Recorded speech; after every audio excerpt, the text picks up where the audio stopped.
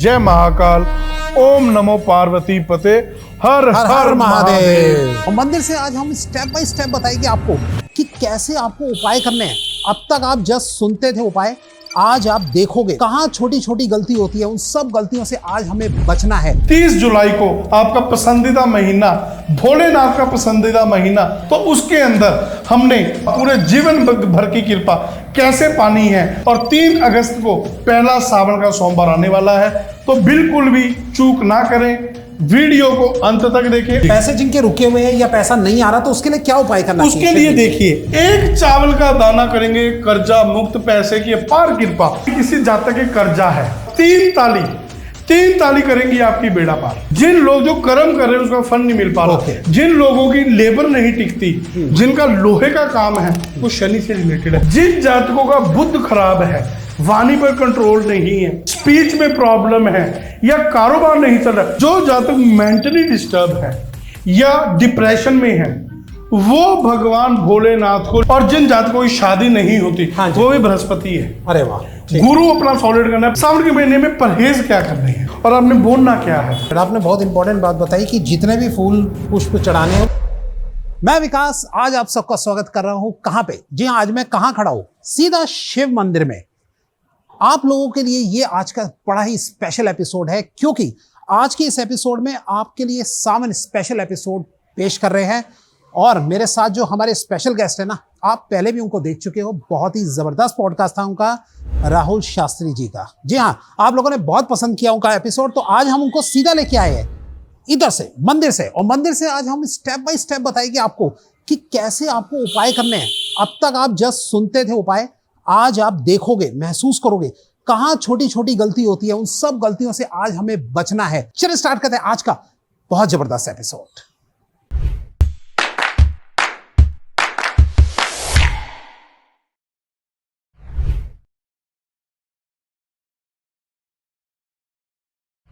तो चलिए, सीधा गेस्ट हमारे साथ है। जी हाँ, आप लोगों ने पिछले एपिसोड बहुत पसंद किया था। नमस्कार सर। नमस्कार, जय महाकाल, हर हर महादेव, हर हर महादेव। जी सर, सबसे पहले हम स्टार्टिंग से देखेंगे कि कैसे कैसे क्या स्टेप करना है, आप बताइए थोड़ा सा। सबसे पहले सभी दर्शकों को ओम नमः शिवाय, हर हर महादेव, जय महाकाल, ओम नमो पार्वती पते, हर हर हर महादेव। सावन के स्पेशल एपिसोड में आप सभी दर्शकों का, सभी व्यूअर्स का, सभी भक्तों को बहुत बहुत स्वागत है। कुछ छोटी छोटी गलतियां होती हैं जिनकी वजह से हमें पूर्ण फल नहीं मिल पाता, तो आज हम वो लाइव दिखाएंगे कि वो कौन सी जो छोटी गलतियां हैं हमें नहीं करनी चाहिए, और भगवान भोलेनाथ को अपने आप पर, अपने परिवार पर उनको कैसे प्रसन्न करना चाहिए, जिनसे हम अपने 9 ग्रह शांत कर सकते हैं, अपने घर की पारिवारिक समस्या, घरेलू समस्या या जिंदगी में आ रही रुकावट को कैसे दूर कर सकते हैं। तो ज्यादा ना देर करते हुए आज हम जुड़ते हैं सीधा भोलेनाथ से। सिर्फ एक शिवलिंग की पूजा कर अपना जीवन, अपना भविष्य कैसे उज्जवल कर सकते हैं। तो सबसे पहले हमें पंडित जी किस तरीके से करना है, कैसे स्टार्ट करना है, आप थोड़ा स्टेप बताइए। सबसे पहले आप मंदिर में आए, अपना राइट पांव यानी कि दाहिना पांव को हमेशा अंदर रखें, और यहाँ जो चौखट होती है, जो दरबार बना होता है, जो चौखट होती है, उसको दोनों हाथों से स्पर्श करें और माथे पे करें, और भगवान से आराधना और प्रार्थना करें कि हे भगवान, आपने मेरे को श्वास दिए हैं, सांस दिए हैं, बल दिया है कि मैं घर से आप तक पहुंचा हूं, और अगर आपने मेरे को यहां तक बुलाया है तो आप मेरे पर कृपा करें। तो वो बाकी मैं स्टेप आपको बताता हूं कि पूजा किस टाइप से करनी चाहिए और कैसे करनी चाहिए। जी, तो सबसे पहले मुझे ये बताइए कि जब हम यहाँ अंदर एंटर कर गए तो हमें कहाँ सामने इस तरीके से खड़े होकर हम सीधा पूजा करते हैं, क्या करना है हमें? सबसे पहले होता क्या है, पूजा मैं सिर्फ दर्शकों के लिए बताने के लिए खड़ा हो रहा हूं, परंतु पूजा हमें कभी भी खड़े होकर नहीं करना चाहिए। ओके। सिर्फ खड़े होकर सूर्य नमस्कार कर सकते हैं, सूर्य को अर्घ दे सकते हैं, जल दे सकते हैं, जल अभिषेक या कोई भी पूजा पाठ हवन यज्ञ हमेशा बैठ के होता है। तो सबसे पहले मैं अपने दर्शकों को, अपने भक्तों को बताना चाहता हूं, क्योंकि आज दर्शक नहीं कहूंगा, आज भक्त कहूंगा, क्योंकि सभी जो है वो शिव भक्त है, और बताना चाहता हूं सभी शिव भक्तों के लिए 30 जुलाई को आपका पसंदीदा महीना, भोलेनाथ का पसंदीदा महीना, जो 30 जुलाई को सावन का महीना शुरू होने जा रहा है, तो उसके अंदर हमने पूरे वर्ष की कृपा, पूरे जीवन भर की कृपा कैसे पानी है और कैसे पा सकते हैं। और 3 अगस्त को पहला सावन का सोमवार आने वाला है, तो बिल्कुल भी चूक ना करें, वीडियो को अंत तक देखें और कॉपी पेन लेके नोट कर लें। और अगर आपको पॉइंट समझ ना आए तो हमारा नंबर है, वहां पर आप कंसल्ट कर सकते हैं जी। और तो स्टेप बाय स्टेप आपको आज बताया जाएगा कि कैसे कैसे क्या करना है। सबसे पहले होता क्या है कि कभी भी खड़े होकर पूजा ना करें, हमेशा बैठकर पूजा करें। और कभी भी डार्क कलर जैसे काला, नारंगी कलर हो गया, काला रंग, बैंगनी कलर, ऐसे कपड़े पहन के कभी भी पूजा ना करें। पूजा हमेशा सात्विकता, मन आपका शांत रहेगा तो हमेशा लाइट कपड़े पहने या पीला कपड़ा पहन सकते हैं। पीले के साथ साथ सफेद कपड़ों में या लाइट क्रीम कपड़ों में पहनकर आप पूजा करनी हमेशा शुरू करें।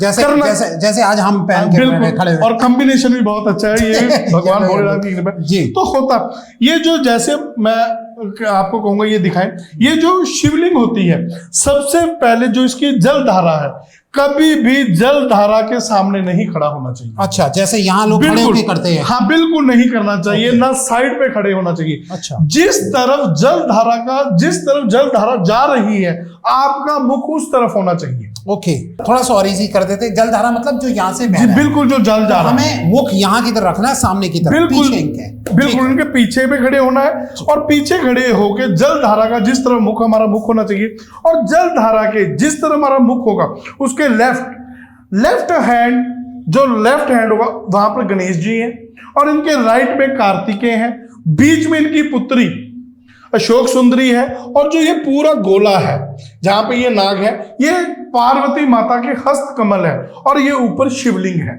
जो शिव की प्रतीक है। ठीक है राहुल जी, हमने यहाँ पे ये सारा तो सेट कर दिया, आपने सारा प्रोसीजर बता दिया कि कैसे करना है।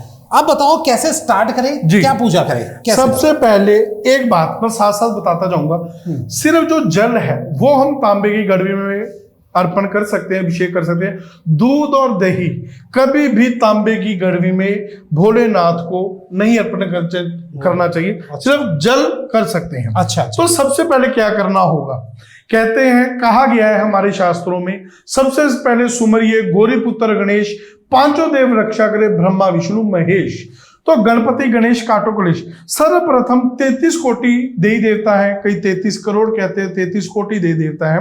तो सर्वप्रथम हम गणेश पूजा करते हैं। सो जो गणेश जी कौन है, भगवान भोलेनाथ के पुत्र हैं, शिव जी के पुत्र हैं, त्रिलोकी के नाथ, नाथों के नाथ, देवों के देव, महाकाल, बहुत अनेक नाम है, तो इनके पुत्र हैं। जो जो शिवलिंग की जो जल धारा है, मैंने पहले जो लेफ्ट साइड है वहां पर गणेश जी, राइट साइड कार्तिकेय, बीच में अशोक सुंदरी जो इनकी पुत्री, जो 5 पुत्री थी भगवान भोलेनाथ की, और अशोक सुंदरी सबसे प्रिय थी भगवान माता पार्वती। अकेले रहते थे जब भगवान भोलेनाथ कैलाश पर्वत, इनको कैलाशी भी कहा गया है, तो ये कैलाश में जब चले जाते थे तो उनकी एक एकांतवास को दूर करने के लिए अशोक सुंदरी का जन्म हुआ था। तो अशोक सुंदरी को सबसे प्रिय थी माता पार्वती को और भगवान भोलेनाथ को। तो सबसे पहले हमने गणेश, जो शिवलिंग की गणेश होती है, और जब आपने ये धारा डालनी है तो आपकी धारा का, आपका ध्यान धारा पर होना चाहिए। ठीक है, सबसे पहले हमने जो गणेश जी हैं, ये गणेश जी यहाँ पर जल देना, इसके बाद राइट साइड जो इनके कार्तिकेय वहां पर देना है। उसके बाद जो इनकी अशोक सुंदरी, जो इनको सर्वप्रिय थे, जो यहाँ पे धारा है, यहाँ पर अशोक सुंदरी। उसके बाद जो हस्त कमल है वो माता पार्वती के हैं। तो फिर हमने इस तरीके से हस्त कमल पर जल देना है। मतलब पहले लेफ्ट, फिर राइट, देन फिर बीच में अशोक सुंदरी, देन फिर पूरा कवर घुमा के, और फिर जो ये आपकी धार है, ये 3 स्टेप में होने के बाद जो चौथा आपका स्टेप होगा, जो शिवलिंग पर अभिषेक करना है। तो आपने अभिषेक जो करना है, आपकी धारा कभी टूटनी नहीं चाहिए, राइट हैंड आपका बाजू पर होना चाहिए। तो इस तरीके से धारा टूटने ना का मतलब कि धारा रुकनी नहीं चाहिए, आपको लगातार डालना है जब तक कि जल पूरा कंप्लीट ना हो जाए। तो इस तरीके से जल अभिषेक करने के बाद अपने दोनों हथेलियां हम इनको अपने भाग्य की रेखा भी कहते हैं। तो भाग्य जो संवारता है, जो भाग्य बनाने वाला है, तो भाग्य बनाने वाले भगवान भोलेनाथ है। ये हमारी मस्तिष्क रेखा, हस्त रेखा और जीवन की रेखाएं बिल्कुल चेंज कर। तो इस तरीके से दोनों हाथों से इनको स्पर्श करना है, इनका अभिषेक करना है। इस तरीके से इनको अभिषेक करना है, अभिषेक करना है।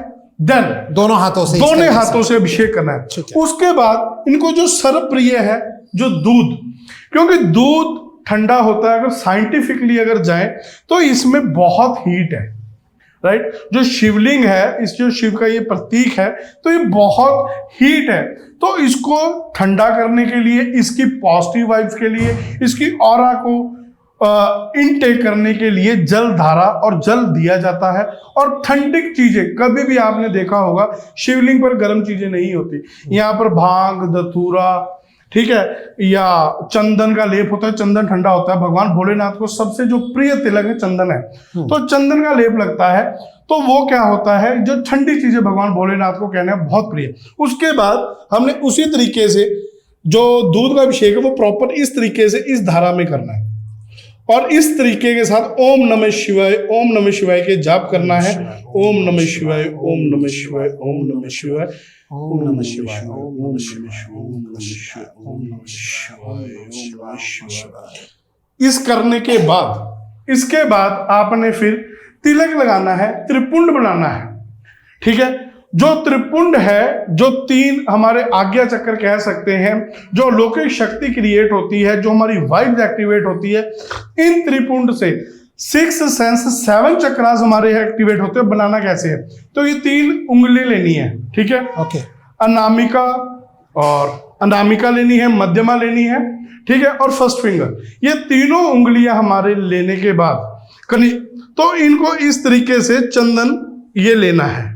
चंदन ओडिशा से आप सामने दिखा दीजिए। ये लेना है तीनों पे, ठीक है। और तीनों टच नहीं करनी है, मध्यमा और ये रिंग फिंगर भी इसको हम कहते हैं। तो इसको ऐसे करना है। अच्छा, पहले इन 2 उंगलियों से बनानी है और जो तीसरी साइड में बनानी है, बिल्कुल यह सामने। मैं सिर्फ व्यूअर्स के लिए और मेरे भक्तों के लिए, शिव भक्तों के लिए दिखा रही, ये सामने बनाना है। अच्छा। उसके बाद ये जो फर्स्ट फिंगर है, इसको यहां से नीचे को बनाना है। इसके बाद फिर आपने इस उंगली से इस त्रिपुंड को इस तरीके से कवर करना है और बीच में ये, ठीक इस तरीके से ये प्रॉपर हमने त्रिपुंड बनाना है। त्रिपुंड बनाने यानी कि हमने जो 2 उंगली थी वो पहले वाली थी और जो फर्स्ट फिंगर है उसको लास्ट से बना के उसको बाद इसको पूर्ण करना है। ये त्रिपुंड हो गया, जो त्रिलोकी के नाथ है, त्रिदेव है, देवों के देव महादेव है, इनको प्रसन्न। इसके बाद शिवलिंग पर राम राम लिखना है जी। अच्छा, आज तक किसी ने नहीं बताया, त्रिपुंड के बाद राम राम लिखना है। क्यों? एक इसी के साथ मैं भक्तों को कथा बताता हूं। क्या हुआ था, आपने सुना होगा शमशान के देवता कौन है? भगवान भोलेनाथ। और भगवान भोलेनाथ को भस्म प्रिय है, भस्म से आरती भी होती है जी। तो भस्म प्रिय है, राख, ठीक है। तो क्या था, एक बार किसी की चिता जा रही थी, तो मैं आपको यह भी बताऊंगा कि भगवान भोलेनाथ काशी में क्यों विराजमान है। अच्छा। अगर हम भगवान भोलेनाथ की आरती करते हैं, ठीक है, ओम जय जगदीश, तो उसमें काशी विश्वनाथ विराजे। अच्छा। और किसी भी ज्योतिर्लिंग का नाम नहीं है, ज्योतिर्लिंग में स्वयं शिवजी विराजमान है, परंतु काशी उनको सर्वप्रिय है। अच्छा। काशी विश्वनाथ विराजे, कि काशी के अंदर स्वयं भगवान भोलेनाथ विराज रहे हैं और 24 घंटे हर कदम क्यों विराज रहे हैं। तो एक दफा क्या हुआ, किसी की अर्थी जा रही थी, किसी मानव की मृत्यु हुई, तो अर्थी जा रही थी। तो वहां पर जब कहते हैं राम राम सत्य है, ठीक है, राम राम सत्य का वहां पे उच्चारण हो रहा था, तो उसके पीछे जो लोग थे वो उच्चारण कर रहे थे। जब वो राम राम सत्य का उच्चारण हो रहा था, तो वहां पर क्या था, भगवान भोलेनाथ उनके साथ हो गए। तो भगवान भोलेनाथ शमशान में चले गए उनके साथ साथ। तो भगवान भोलेनाथ ने सोचा ये तो बहुत अच्छी जगह है, यहाँ पे तो राम राम हो रहा है, क्योंकि जीवन झूठ है और मृत्यु सच है। तो वो कहते हैं कि यहाँ पे तो बहुत अच्छा राम राम का उच्चारण हो रहा है, अर्थी आ रही है। तो वो दिन में सूर्य उदय से लेके सूर्य अस्त तक हमेशा अग्नि भेंट की जाती है। अच्छा। चाहे वो रावण को, जब रावण को दहन किया था, या रावण को जलाते हैं दशहरे वाले दिन, ठीक है, या किसी को अग्नि भेंट करते हैं, तो वो सूर्यास्त से पहले पहले होती है। सूर्यास्त के बाद अग्नि भेंट नहीं होती। और एक मात्र है जहां पे 24 घंटा होती है, मणिकर्णिका घाट। अच्छा। तो वहां पर 24 घंटा चिताएं जलती है। तो वहां पर हो गए राम राम के साथ वो हो गए, तो वो शमशान में विराज गए। तो जब शमशान में विराजे तो शाम हो गई, तो वो बोर होने लगे भगवान भोलेनाथ। तो वो कहते अब तो राम राम नहीं आ रहा। तो उन्होंने ऐसी जगह ढूंढने की कोशिश की जहां पे राम राम 24 घंटे हो। तो मणिकर्णिका घाट और काशी विश्वनाथ उनको क्यों, बनारस क्यों है प्रिय है, वहां पर 24 घंटाएं चिताएं जलती है, और उसी को मोक्ष का दीवार भी कहा गया है। अच्छा। वहां पर मोक्ष की प्राप्ति होती है। लोग, बहुत बड़े बड़े उद्योगपति अपना सारा कारोबार, उद्योग छोड़ के जब अंतिम समय उनको लगता है, तो वो छोड़कर वहां पर आते हैं कि हमें मोक्ष की प्राप्ति होगी। तो राम राम सबसे प्रिय है। तो सबसे पहले त्रिपुंड बनाना है, देन उसके बाद आपने राम राम लिखना है। राम, अच्छा, राम। तो जब ये राम राम लिखेंगे तो भगवान भोलेनाथ की, जब आप ये राम राम पूरा लिखोगे, तो भगवान भोलेनाथ की आप पर पूर्ण कृपा होगी। जो आज तक आपने मांगा वो नहीं मिल पाया, तो वो आपको राम राम से भगवान भोलेनाथ अति प्रसन्न होंगे। आप खुद स्वयं सोच सकते हैं कि जब उनको राम राम इतना था, तो वो काशी में विराज गए, तो उनको राम राम किस उंगली से लिखना है इसको? हमेशा कोई भी शुभ कार्य हो में रिंग फिंगर अनामिका से लिखना चाहिए, कभी भी तर्जनी। ये पितृपक्ष की होती है, ठीक है, और ये तीनों त्रिलोकी की है। ओके। तो तीनों उंगलियों से त्रिपुंड बनाया जाता है, पहले मध्यमा और अनामिका, देन फिर ये इस उंगली से, ठीक है, देन ये बना के तीनों से, तो फिर उसके बाद राम राम का लिखना है, ठीक है। राम राम के बाद फिर आपने सबसे पहले फिर राम राम लिखने के बाद फिर आपने गणेश जी की पूजा करनी है। अच्छा। गणेश जी को हमेशा इसी फिंगर से फिर आपने तिलक करना है, ओके, ठीक है। तिलक करने के बाद इनको आपने पान का पत्ता, एक सुपारी जी, ठीक है, और इलायची, पान सुपारी इलायची जी, और साथ में लौंग। तो ये पान सुपारी लौंग इलायची पान के पत्ते पे, ठीक है, आपने ये जो पान का पत्ता है, ठीक है, ये गणेश जी के चरणों में चढ़ाना है। इसके साथ आपने हरी ध्रुवा चढ़ानी है। और हमेशा कभी भी एक चीज का ध्यान रखें, कभी भी कोई भी चीज, कोई फल या आपने बेल पत्तर चढ़ाना है, वो धोकर ना चढ़ाए। बेल पत्तर पर हमेशा राम राम लिखें, और उसका जो डंडी होती है, जो नीचे का भाग, वो अपनी तरफ होने चाहिए। जो उनकी दो जैसे होता है, 3 होते बेल पत्तर के, 2 लेफ्ट राइट, और जो ऊपर वाला स्थान है वो शिवलिंग पर आना चाहिए। ये एक मिनट, आपने बहुत इंपॉर्टेंट बात बताई कि जितने भी फूल पुष्प चढ़ाने हैं वो धोके नहीं, बिल्कुल नहीं धोके चढ़ाने, ठीक है। इस चीज का आप लोगों को ध्यान रखना है। और इन पे सब पे राम राम लिख के चढ़ाना है, सब पे राम राम लिख, बिल्कुल। चाहे आप चंदन से राम राम लिखना है, तो वो चाहे अपना बेल पत्तर हो, ठीक है, तो यह शमी हो, ठीक है। शमी और बेल पत्तर बहुत अच्छा होता है, और शमी से आपका शनि और सॉलिड हो जाएगा, जब शमी। तो इसके बाद जब आपने राम राम, इसके बाद आपने, अगर आपके किसी जातक के कर्जा है, जिस जातक के कर्जा है वो शहद से अभिषेक करे, ओके। जिस जातक के कर्जा, वो शहद और शक्कर से अभिषेक करना शुरू, यानी इस पूरी पूजा के बाद जो जहां तक आपने प्रोसेस बताया, जल और दूध तो हर कोई चढ़ाए, ठीक है। उसके बाद ये चढ़ाए जिनके ऊपर कर्जा है, जिनके ऊपर कर्जा है, ठीक है, वो हमेशा शहद और शक्कर इस चीज का अभिषेक करें, ओके, ठीक है। इससे आपका मंगल ग्रह भी ठीक होगा, कर्जे की प्रॉब्लम होगी, और जिन जातकों के कर्जे की प्रॉब्लम दूर होगी, बिल्कुल। और जिन जातकों के, जिन भक्तों के भूमि का केस चल रहा है, या भूमि से जुड़ी समस्याएं आ रही है, वो मंगल आप ठीक कर लोगे। शक्कर और जब आप शहद से अभिषेक करोगे, तो आपका भूमि से जुड़ा और कर्ज से जुड़ा संबंध ठीक होगा। और जिन जातकों के बाहर की यात्रा, विदेश योग नहीं बनना, वो भी इससे ठीक होगा। क्या बात है, बिल्कुल। तो जिनको ये सब प्रॉब्लम से जूझ रहे हो, वो सब इन उपायों को ध्यान रख लेना। इसके बाद हमने अपना ठीक करना है दूध अभिषेक करते हैं, इससे चंद्रमा ठीक होगा। शहद और शक्कर से मंगल ठीक होगा।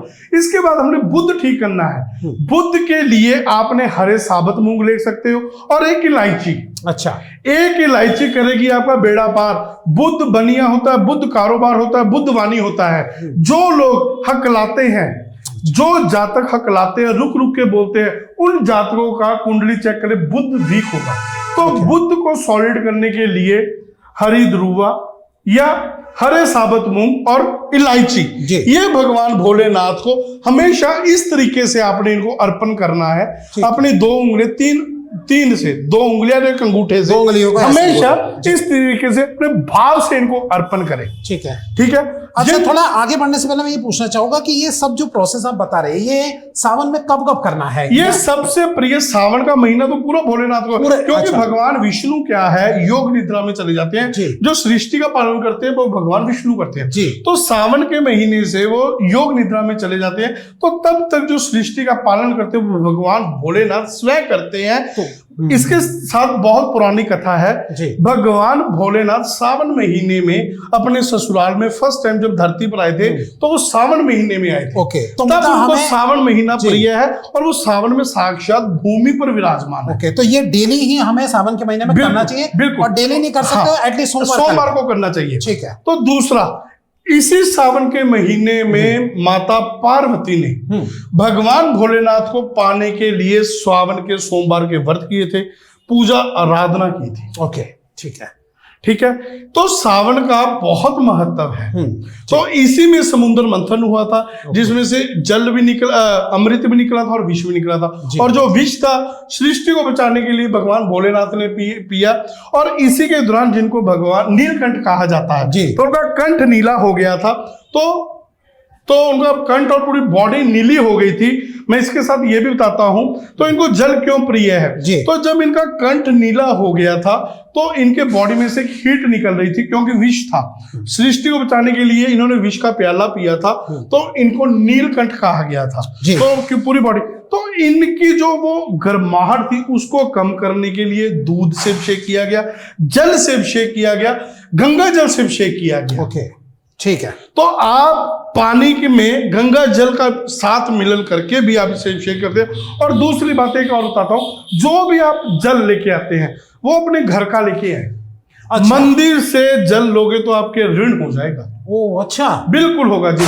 ये ऋण मुक्ति है। अपने घर का जल लेके हैं, वो उससे आप अभिषेक करें। ये तो बहुत बड़ी बात बताई आपने, ये सब छोटी छोटी लोग चूक कर जाते हैं। हाँ, तो ये चीज थी। तो भगवान भोलेनाथ को सावन का महीना इसलिए प्रिय है। और इसी महीने में जब नीलकंठ की कावड़ यात्रा होती है, लोग कावड़िए, इस वक्त ये भी मैं बताना चाहता हूं, ऐसा संजोग भी बन रहा है, कावड़ियों के साथ दुर्घटना होने के पूरे चांस है। अरे बाप रे। अच्छा, कोई ना कोई, तो जितने भी कावड़ यात्री हैं वो कृपया सावधानी बरते।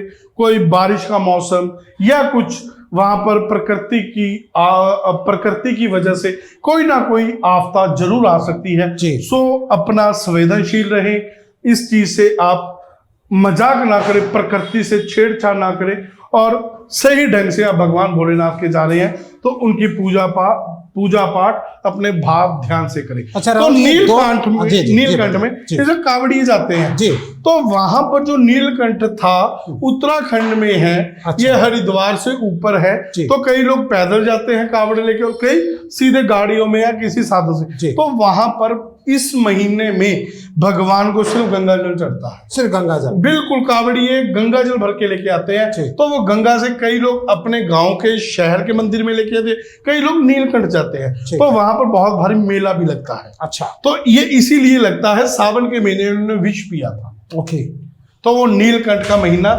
सावन की शिवरात्रि को वहां पर बहुत भारी मेला लगता है, करोड़ों की संख्या में लोग आते हैं। अच्छा, ये बताइए कि अब जो सबसे बड़ी मेन प्रॉब्लम हमारे लोगों में होती है पैसों की, पैसे जिनके रुके हुए हैं या पैसा नहीं आ रहा, तो उसके लिए क्या उपाय करना चाहिए? उसके लिए देखिए, एक चावल का दाना करेंगे, कर्जा मुक्त, पैसे की अपार कृपा। जल से अभिषेक करना है, गंगा जल मिलाकर दूध से, फिर सिर्फ एक दाना चावल। अच्छा, मैं ये कह रहा हूं, जो चीज आप भगवान भोलेनाथ को चढ़ा रहे हैं, भगवान भोलेनाथ आपके कर्जाई हो जाएंगे। इनको कर्जा मुक्त करना पड़ेगा। भगवान भोलेनाथ आदि है, अनंत है, शून्य है, ना इनका कोई स्टार्टिंग है ना एंडिंग है। जब हम कोई जीरो बना दे तो उसका कोई बता नहीं सकता कहां से शुरू की थी। तो ये भगवान भोलेनाथ है। तभी भी कभी भी भगवान भोलेनाथ की पूरी परिक्रमा नहीं होती। हमेशा भगवान भोलेनाथ की आधी परिक्रमा होती है, क्योंकि ये स्वयं पूर्ण है जी, सही बात। तो एक जल, एक चावल का दाना, सिर्फ ये चावल का दाना, और ये अखंडित ना हो, ये देखिए ये अखंडित ना हो, बिल्कुल साबुत होना चाहिए। जिन जातकों की भगवान भोलेनाथ सब पर कृपा करते हैं और इनके भक्त कभी गरीब नहीं हो सकते, दुखी नहीं हो सकते, परंतु किसी की अगर कोई प्रॉब्लम है, अगर वो दूध और एक दाना चावल का ले आए तब भाव से, तो भाव से क्या, आत्मा सो परमात्मा, परमात्मा सो परमेश्वर। सो आत्मा से, भक्ति से, भाव से एक दाना भी चढ़ा दोगे तो वो भी आपका 1.25 लाख के बराबर है। ओम नमः शिवाय, ओम नमः शिवाय। ये आपने, इससे आपका चंद्रमा उच्च होगा, शुक्र का ग्रह ठीक होगा जी। तो इसके एक तरीके से मतलब पैसों से रिलेटेड, बिल्कुल पैसे आएंगे। और चावल के साथ आपने मिष्टान चढ़ाना है। अच्छा, मिष्टान में आपने मिश्री लेनी है जी। सफेद कारक है, चंद्रमा का कारक है, शुक्र का कारक है, और मिष्टान मीठा आपने अवश्य चढ़ाना है। तो ये हमेशा शिवलिंग को अर्पित करें। ठीक है। इसके बाद लौंग, इसके बाद सुपारी। किसी भी शुभ कार्य में सुपारी, ये गणेश जी का एक प्रतीक है, तो गणेश जी के पुत्र है। सुपारी, लौंग और इलायची, ये हमेशा तीनों चीज चढ़ानी चाहिए, एक चीज कभी भी नहीं चढ़ानी चाहिए। अच्छा अच्छा, क्या क्या? सुपारी, लौंग, इलायची। अच्छा, तीनों एक साथ, ये बिल्कुल तीनों चढ़ानी चाहिए, कभी भी एक नहीं चढ़ानी चाहिए, लौंग या इलायची। इसके बाद अगर आपका किसी जातक का बृहस्पति, तो इस पे आप पीला चंदन का लेप कर सकते हैं। अच्छा। पीला चंदन का भगवान भोलेनाथ को तिलक कर सकते हैं। बृहस्पति वीक होने से क्या होता है? गुरु से मान सम्मान नहीं मिल पाता, मान सम्मान नहीं मिल पाएगा। जिन जातकों का तो पैसा रुकता नहीं है। अच्छा। चंद्रमा पैसा दे देगा पर बृहस्पति आपका पैसा रुकने नहीं देगा। और जिन जातकों की शादी नहीं होती, वो भी बृहस्पति है। अरे वाह। गुरु अपना सॉलिड करना, पीला चंदन लगाना शुरू कर जी। ठीक है। इसके बाद आते हैं शुक्र। शुक्र के लिए आपने सबसे पहले दही से अभिषेक करना है। ओके, ठीक है। शुक्रवार के लिए जल से किया, दूध से किया, फिर आपने दही लेना है। दही शुक्र का कारक है। इसको, दही को हमेशा शुक्रवार के दिन शिवलिंग पर अभिषेक करें। ओके। तो इसको अभिषेक करने के बाद हमेशा इस चीज को अभिषेक करने से, तो इनके ये पांव होते हैं भगवान, ये हमेशा दबाने चाहिए। अच्छा। तो शुक्र को दही का अभिषेक करें। उसके बाद आपने इत्र, अच्छा, इत्र का करना है। ये इत्र का अभिषेक करें। इत्र कोई सा भी ले सकते हैं, कोई भी स्पेशल, कोई भी हो, इत्र होना चाहिए, सुगंधित होना चाहिए। ठीक है। जिन जातकों का शनि खराब है, वो भगवान भोलेनाथ की शिवलिंग पर काले तिल और सरसों के तेल से अभिषेक करें। शनि खराब से क्या होता है, मतलब क्या नुकसान है? शनि खराब से कर्म फल दाता है। ओके। जिन लोग जो कर्म कर रहे हैं उसका फल नहीं मिल पा रहा, जिन लोगों की लेबर नहीं टिकती, जिनका लोहे का काम है, वो शनि से रिलेटेड है। जिन जातकों का टैक्सी लाइन का काम है और गाड़ियां खराब हो रही हैं, तो उनको शनिवार के दिन काले तिल, जो चीजें चढ़ानी, उसके बाद काले तिल और सरसों के तेल से अभिषेक करना चाहिए। अच्छा, ओके, ठीक है। और भगवान सूर्य को प्रसन्न करने के लिए और अपनी जिंदगी में दरिद्रता को दूर करने के लिए, तो आपको घी, अच्छा, घी का अभिषेक करना है। ठीक है। ओम नमः शिवाय। और घी कोई से भी क्वालिटी का हो सकता है? देसी घी हो, गाय नहीं, देसी घी, गाय, गाय का घी होना चाहिए। अच्छा, गाय का घी होना, बिल्कुल। ये करने के बाद, इसके बाद आपने कभी भी किसी भी ग्रह की पूजा करनी है, पूजा पूर्ण करने के बाद आपने ये वस्त्र, ठीक है, ये जरूर चढ़ाने हैं भगवान भोलेनाथ को, जिन्हें हम जनेऊ कहते हैं। बिल्कुल, जनेऊ कहते हैं, जनेऊधारी होते हैं। तो ये जनेऊ इस तरीके से राउंड करने के बाद ये भगवान भोलेनाथ को इस तरीके से फिर आपने ऐसे इनको चढ़ाना है। ओके, ये इनके वस्त्र है जो, ठीक है। तो इस तरीके से करना है। अब 16 सोमवार कई लोग 16 सोमवार का करते हैं, सावन के 4 सोमवार या 5 सोमवार आते हैं। सावन के महीने में परहेज क्या करने हैं जी। सबसे जरूरी, हमने पूजा कर ली, सबसे पहले ब्रह्म मुहूर्त में हो सके 4:30-5 बजे ब्रह्म मुहूर्त में स्नान करके मंदिर में आए। अच्छा, और ये जो विधि बताई है वो करें। ओके, ठीक है। ठीक है। उसके बाद सारी विधि करने के बाद आपने जल से जरूर अभिषेक करना है। ओके। शिवलिंग पर बार बार जल से अभिषेक जितना करोगे उतना आपके लिए बेनिफिट होगा। तो उसके बाद आपने फिर ये जल से अभिषेक करना है। ठीक है, तो ये जल से अभिषेक करना है। उसके बाद जो ये जल धारा है, ये मटका है, तो इसमें आपने अवश्य 1 गड़वी जल की जरूर डालनी है। अच्छा। ओम नमः शिवाय, ओम नमः शिवाय, ओम नमः शिवाय, ओम नमः शिवाय। तो इसके अंदर जो भगवान भोलेनाथ की 5 पुत्रियां हैं, तो इसके अंदर भगवान भोलेनाथ की 5 पुत्रियां इसके अंदर विराजमान है। अच्छा, ऐसा माना जाता है? बिल्कुल माना जाता है। और जैसे जैसे इस धारा को आपने करना है, और कभी भी यहाँ पर ये होने के बाद आपने इस पोजीशन में बैठना है, ज्ञान मुद्रा में, ध्यान मुद्रा में बैठना है। कहाँ पे बैठना है? बिल्कुल यहीं पे नीचे ध्यान मुद्रा में बैठकर ऐसे ओम नमः शिवाय का जाप करना है 108 बार। और सबसे बड़ी बात, कभी भी आपकी आंखें बंद नहीं होनी चाहिए। अच्छा, खुली आंखों से आपने शिवलिंग का दर्शन करो।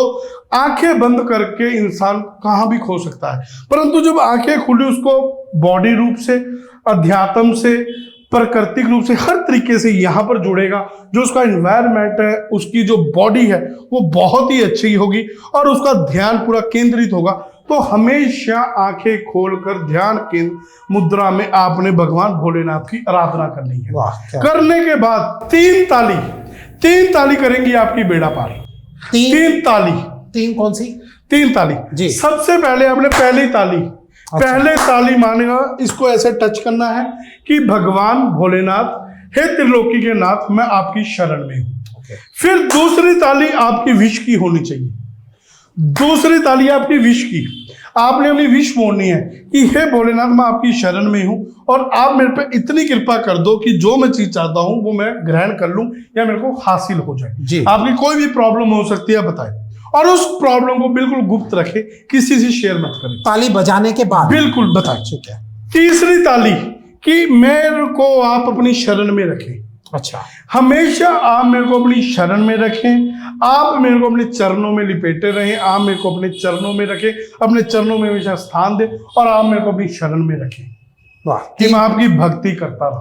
3 ताली से शिव जी को बिल्कुल प्रसन्न करेंगे जी। और मैं ये छोटी देता हूं, जो जातक, जो भक्त इस तरीके से और प्रॉपर भाव से, ठीक है, ये नहीं है कि यहाँ पर तो हमने नंगे पांव आ गए हैं, बैठ के ध्यान किया और घर जाके कलेश कर लिया, या हमने अपने जो कह रहे काम करने वाले हैं, जो हमारे एम्प्लॉय वगैरह हैं, उनसे हमने बदतमीजी की, तो भगवान भोलेनाथ कभी भी प्रसन्न नहीं होंगे। अपने भाव शुद्ध रखे, सद्भावना रखे। अगर कोई आपको कुछ बुरा भला कह रहा है तो सुनकर ओम नमः शिवाय कह के निकल जाए, किसी से लड़ाई झगड़ा ना करें। दूसरा, इस दौरान आपने प्रॉपर ब्रह्मचार्य का पालन करना है। अच्छा। जो जातक सावन के सोमवार रखते हैं वो ब्रह्मचार्य का पालन करना है। पति पत्नी इकट्ठे ना हो 1 महीने के। तीसरा काम क्या करना है, वो भूमि पर शयन करें जी। अपना बेड को छोड़कर भूमि पे शयन करें जी। ठीक है, भूमि पे शयन करें। हाँ, ठीक, भूमि पर शयन करें।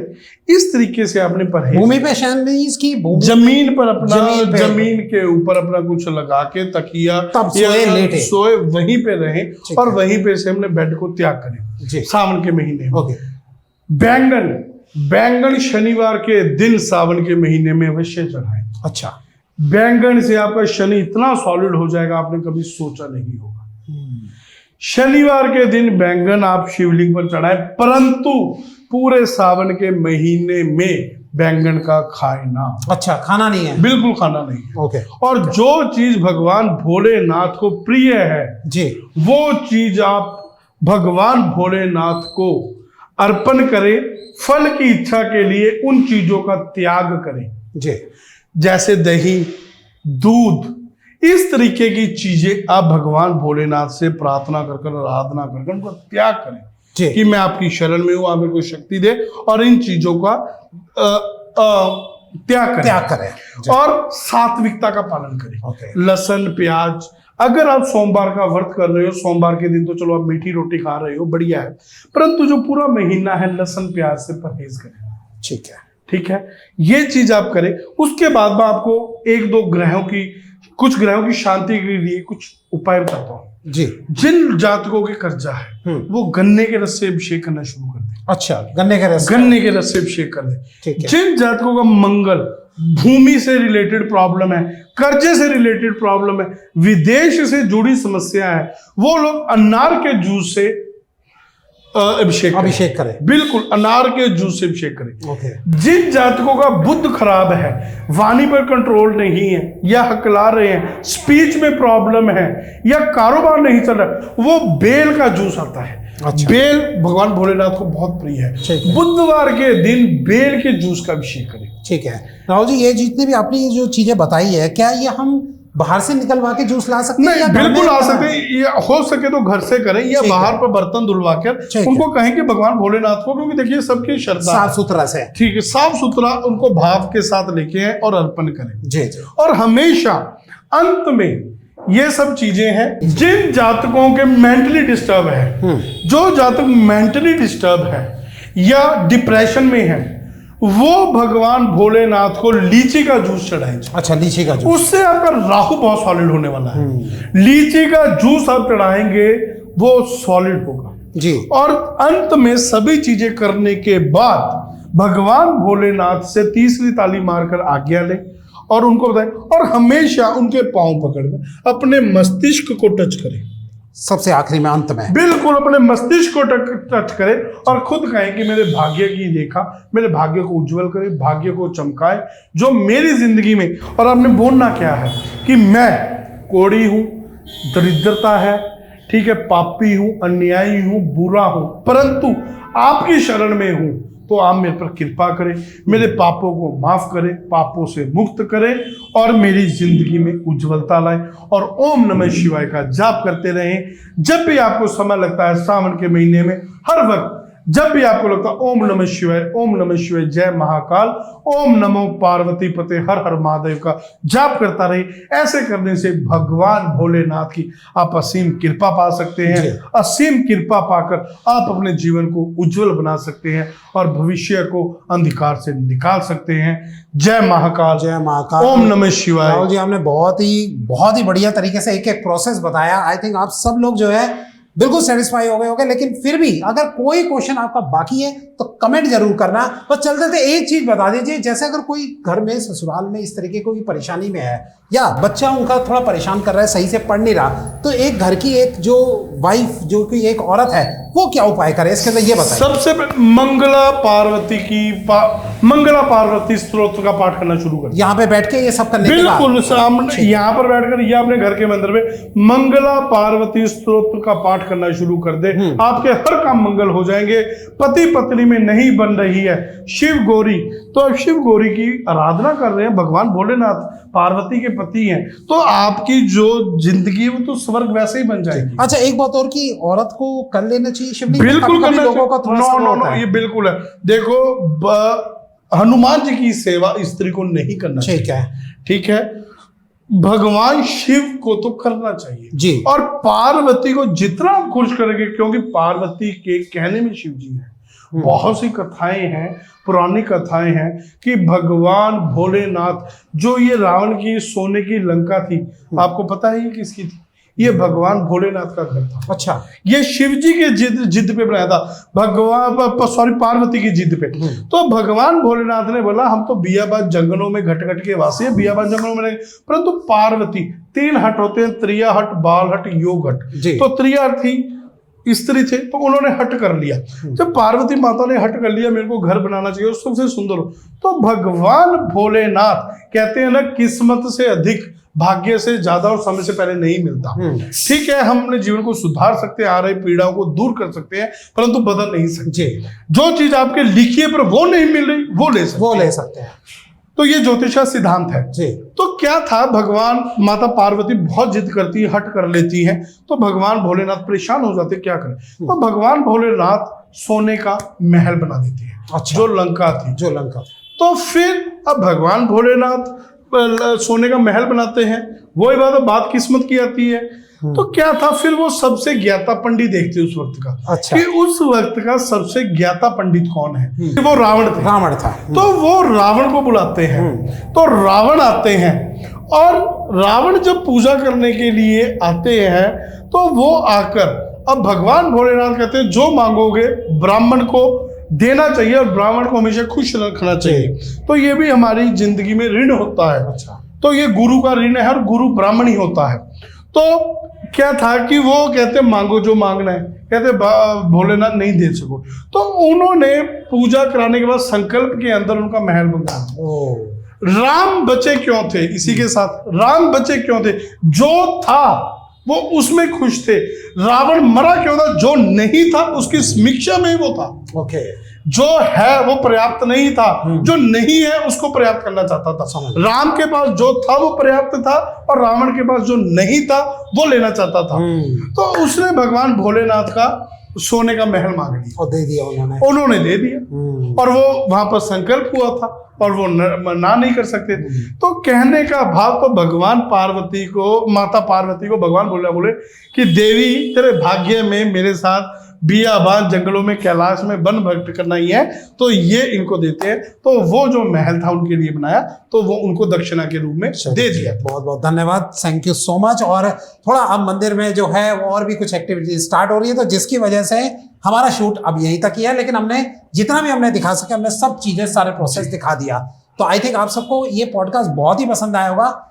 क्या और भी ऐसे पॉडकास्ट चाहते हो आप प्लीज कमेंट में बताना है, ताकि हम और भी इस तरीके का प्रयास कर सकें। बहुत बहुत धन्यवाद राहुल जी यहाँ पे आने के लिए। और ओम नमः शिवाय। लेडीज प्रॉब्लम में क्या कर सकते हैं या नहीं? नहीं, लेडीज प्रॉब्लम में बिल्कुल नहीं करना। बहुत बहुत धन्यवाद सर। ओम नमः शिवाय। ओम नमः शिवाय।